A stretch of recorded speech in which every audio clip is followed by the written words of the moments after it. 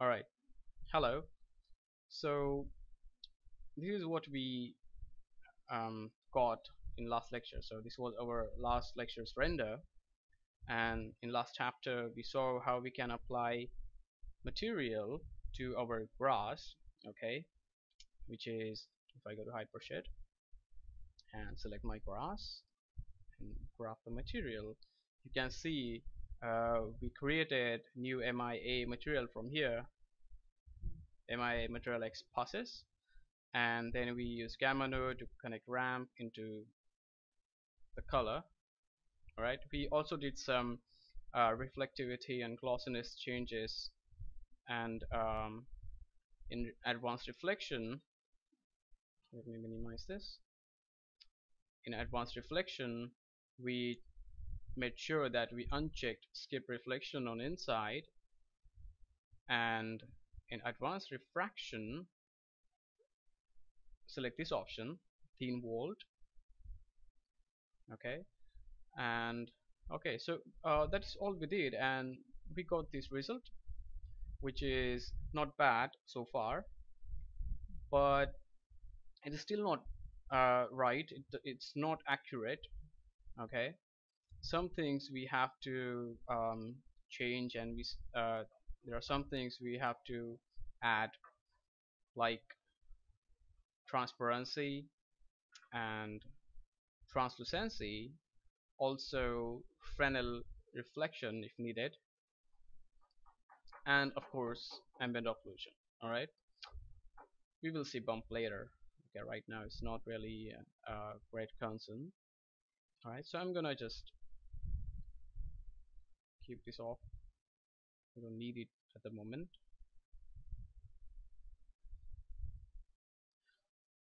Not even this.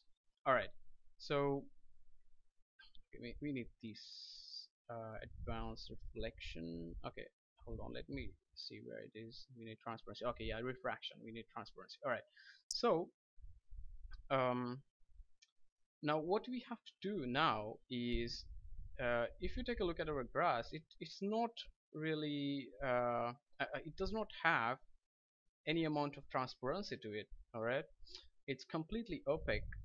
In real world, if you go outside and take a look at grass, you can see it is transparent. It does have translucency. It's not transparent like glass, but it does have a certain amount of transparency. So we can say that grass is actually translucent. All right, so to show you, I'm just gonna go to here, and if you take a look at this image, you can see the grass is, it does have a little bit of transparency to it. All right, so it is translucent. You can always go ahead and search in Google what kind of plant or grass you're making, and you can see the references. Let me just go ahead and grass photos,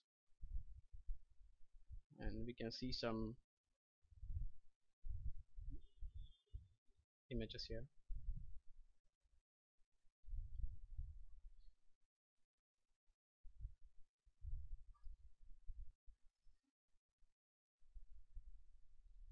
All right, so if you take a look at this image, you can see how the shadow of uh, another grass or different grass blade is it's getting casted on these grass blades. So um, I'm sure you know what I mean. So so it does have a bit of a transparency to it, and we have to add that. Okay, so to do that, uh, there are different methods, and there are two methods which I use. So I'm going to show you first method, and to do that, all we have to do is first increase transparency amount. So I'm going to start with maybe 0.5. Okay, now we don't want our grass only transparent. Okay, but actually we want our grass to be translucent, okay? But let me show you how this works. Okay, so I'm not gonna turn this on first. I'm just gonna increase transparency to zero point 0.5, which I have, and I'm going to take a render. Okay, so this is our original render, and I'm going to render. This is what we get with only transparency, and this is what we don't want. Okay, so in order to get proper result with translucency, of course we need transparency for that, but we have to turn this on, and make sure you keep this weight 1 and not 0.9 or 0.5 or anything like that. Okay, also go to hypershade, and in here I want these two nodes, hold on, okay, I want these nodes to be connected to color. So to do that, all you have to do is select this material and go to edit and duplicate and just click on this. Okay, shading network, and we get same network like this one. Alright, we don't need these materials. I'm simply gonna delete it. We just wanted these two nodes which are connected, and then just simply drag your gamma and drop, okay, in color.